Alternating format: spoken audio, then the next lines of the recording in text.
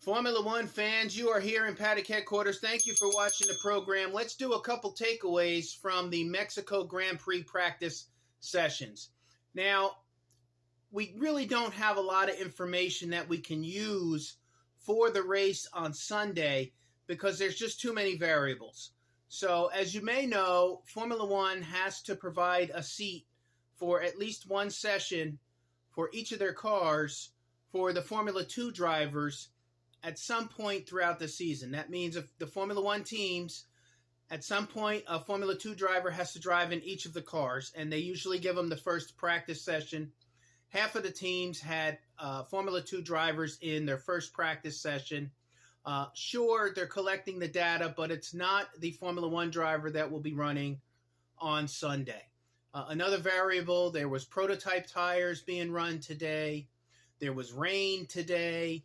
All of that will be different on race day at the Grand Prix on Sunday. So we don't have a lot of information, at least I don't, to help me make any predictions. Now, of course, tomorrow we will have the free practice session, the third practice session, and then we will have the qualifying session. So we'll know a lot more, obviously, by the end of the day tomorrow. But it was good to see the cars out on track, everybody experimenting, tinkering. Verstappen is probably expected. He's favored to get the pole. Lando Norris has a fast car. One other thing, too, even in the practice session, the second practice session, we had AlphaTauri and Alfa Romeo in the top 6. So I think Bottas came up there, and then Danny Ricciardo came in 6th in the positioning. I think Bottas was 4th. So interesting, but it's not going to be how it looks on Sunday's race. So that's my takeaways for the free practice sessions. Much more tomorrow. Let's see how the qualifying goes. The races do, if you follow my channel, you know that I made 2 races this season. I got to the Miami Grand Prix down in Florida, and I also drove up to the Canadian Grand Prix in Montreal. So as I just say that because originally I was hoping to get to Vegas. I don't know if I'm going to be able to do that, but when I was watching some of the footage of the Mexican Grand Prix, the crowd really looked great. It looked into it. It looked like a fun place to be. And at some point, I hope I can get to one of the Mexican Grand Prix. So I think they've raced like 23 times down there. They've been down there a lot. It's an interesting course.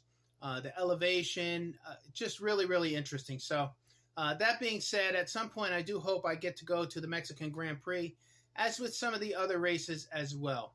If you've been to a Grand Prix race this year or last year, drop something in the comments. Let me know what race you went to and give it a grade, right? So I'll give you my grades. I went to the Miami Grand Prix. There was a lot of positives. There was a couple negatives. But for me, the experience overall, it was 5 out of 5 stars. And the Montreal Grand Prix, we struggled with weather a little bit. I don't know if you remember, also, there was like some wildfires and some smoke the week before. So they faced some difficulty before the Montreal Grand Prix. And then when we got up there, you know, they have a casino up there and the government workers were on strike.